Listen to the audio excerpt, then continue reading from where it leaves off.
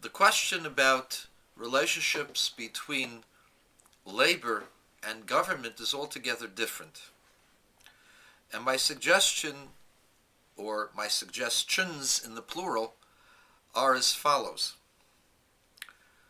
Number one, as many of the official capacities of government employees as possible should be removed from government work as soon as possible and be farmed out to private enterprises. For example, you have sanitation today. Sanitation used to be only the purview of sanitation workers.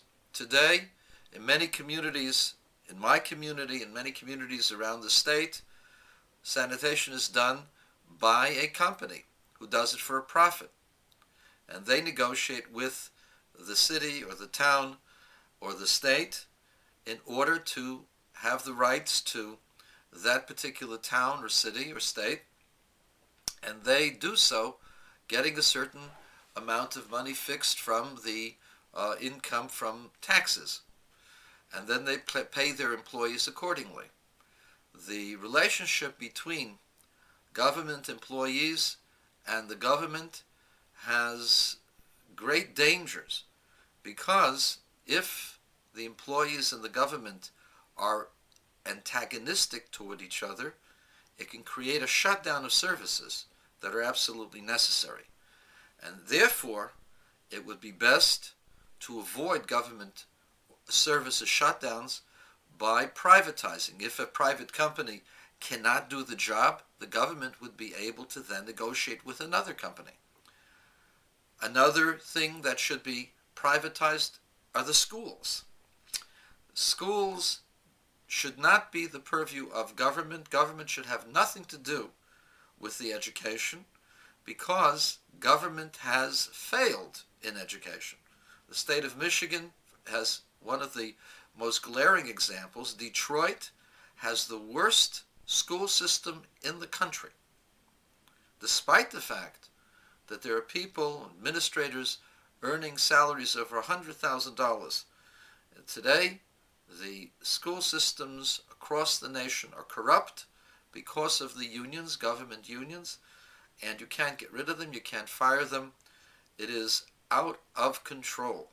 And therefore, it would be best to privatize schools, since schools are closing at an alarming rate in many places because the costs are just too high. Give the opportunity for businesses to start schools. And instead of paying for public schools, pay vouchers per student for the school of choice.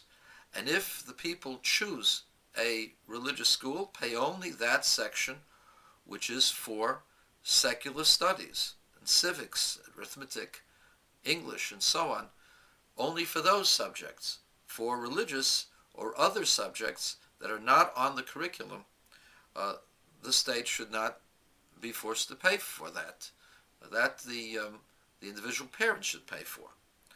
And in this way, you get rid of all of the problems that you have with state-run schools, with unions, and allow the private enterprises to negotiate with teachers either as individuals or as unions, whichever way they feel that they wish to do, remembering, of course, that if something is unprofitable, the school is just closed, and therefore it's not to their advantage to make a union that has excessive demands. Whatever the case might be, privatize the schools, privatize all non-essential services, and pay for it through taxes at a certain rate that's negotiated with the private enterprise, and get out of the business of certain things, except for essential services, which are the protection of the health and welfare of the community, which these are primarily police and firefighters, as well as other essential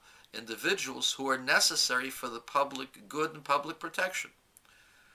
Now, these individuals should not be given the rights to collective bargaining for the following reason.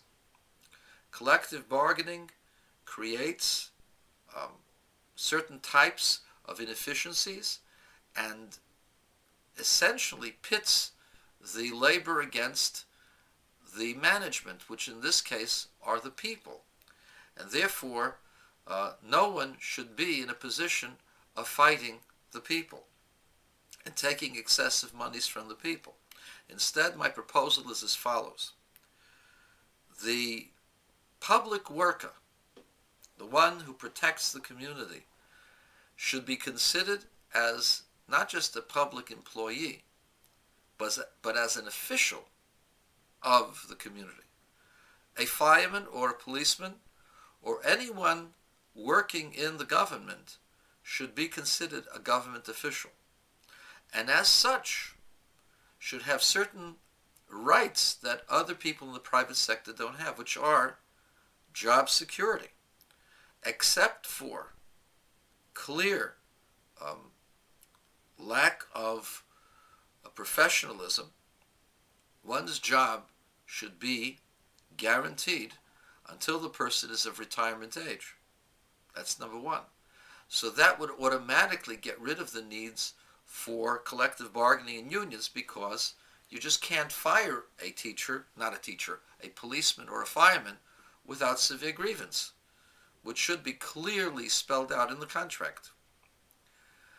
Second thing is that the remuneration of a policeman, a fireman, or somebody who's in the public good that's needed, that's absolutely necessary, that the salary should be based upon how much you can pay in order to entice others to want to work for that particular kind of job. In other words, if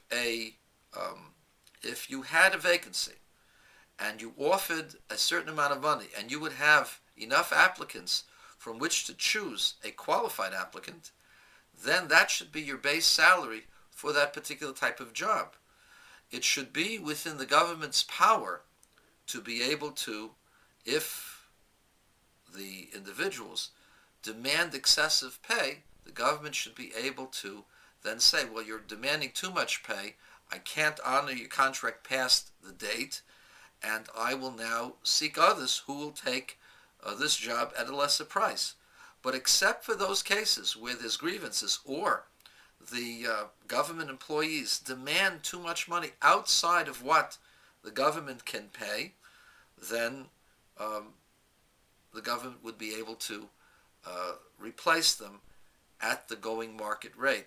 As such, obviously you pay for merit, you pay for years of service, and you also give retirement benefits and health benefits that are commensurate with the average of what is going on in the community at large. Government workers should not be worse off than the community at large, nor should they be better off. They should have greater job security, because the government won't go bankrupt, hopefully, and therefore they will be guaranteed a job until they will retire. As a result of that, there won't be any need for unions. There will not be an antagonistic relationship between labor and management, and you won't have all those protests that they have in Madison, Wisconsin, because all of those teachers will be privatized, and they will have to become efficient. And guess what? They will be able to get merit pay, because in a school where you have greater number of students, there would be greater amount of monies, and therefore they'd be able to pay their teachers more. And the formula for paying your employees, we've already talked about. It should be like sharecropping, where a third of the profits go to the laborers, a sixth goes to management, and half goes to the investors. And so for those enterprises, they should pay teachers a certain minimal salary, management also a little bit better, but also minimal salary, and the rest of their compensation should be determined by the number of students that they have.